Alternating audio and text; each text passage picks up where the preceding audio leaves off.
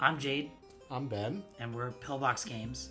We're going to talk about All True Believers. All True Believers is our latest game. It is a social deduction game with elements of card drafting and hand management. The theme is we're all members of a cult, and we're going on a series of missions with the ultimate goal of eventually reaching tax-exempt status.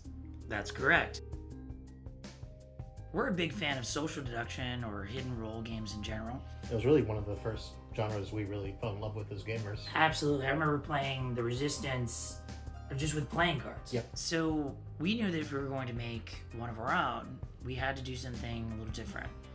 And that's what led us to thinking about what we like the most and what we like the least about these kinds of games.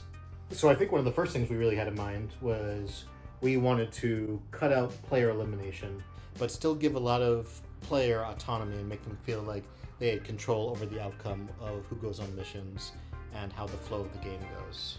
Earlier versions of the game had kind of traditional voting in them, and we thought it was kind of slowing the game down, and we actually figured out kind of a new system where you have the tablet of the eye, and it goes around kind of more like a traditional like a dealer token, but then there's all these different ways to manipulate who's the dealer, and having that person just choose their nominee and have other ways to manipulate who gets that dealer token via action cards, which eventually became disciples, really opened up the game to having a lot of control over who picks who when without having to slow down with voting and approving every single round.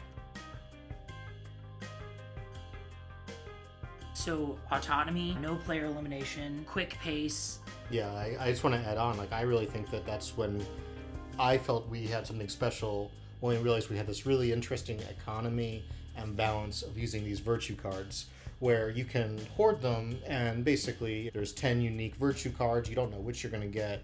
The more you have, the better your odds of succeeding a mission, but you'll be very tempted to spend them on disciples, which are the main ability cards in the game. Exactly. So the risk reward there gets really interesting. It's really fun to see how that random shuffling of disciples and how we balance them throughout the game really makes every game different. Okay, I'm gonna play my develop.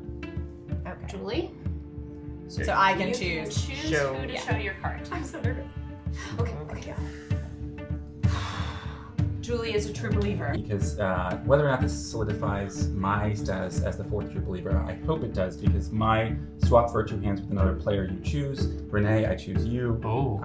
And also, I would say people are rewarded for skill.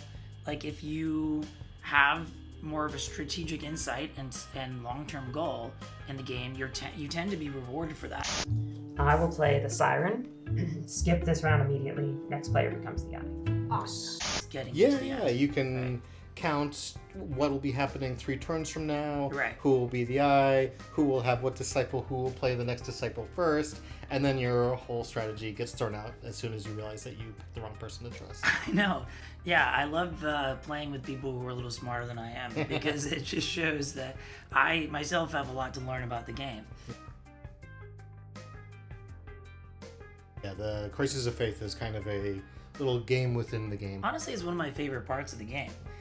Whether I'm a true believer, where I get the experience of opening my eyes and trying to find the card, seeing who's got the card, who was sabotaged with it, or if I'm a defector and there's this whole other challenge of trying to silently communicate with your teammates and then silently pick up the card and manipulate it so that you move it very carefully in front of another player. I love it. I think it's a fantastic part of the game.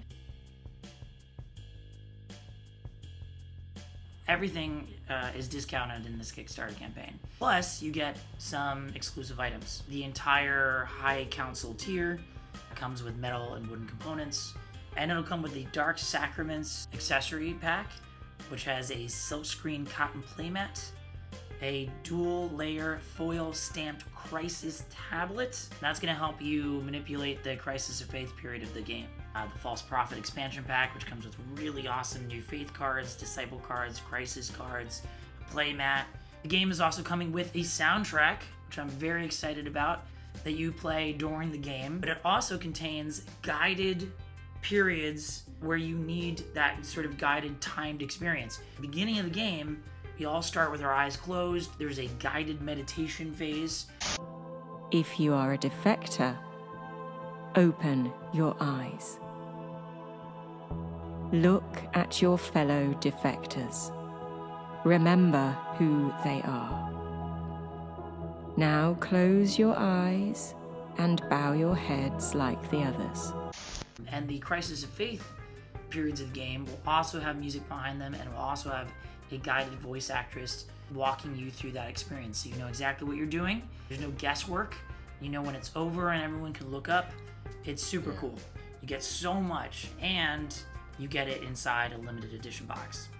Yeah, the premium components are just not something that we're going to be doing retail at all. So if you want those metal and wood components, this is the time to get it.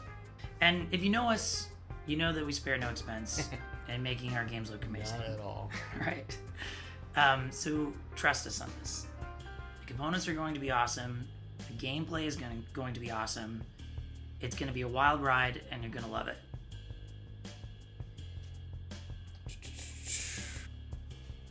Okay. Yeah, that's about it.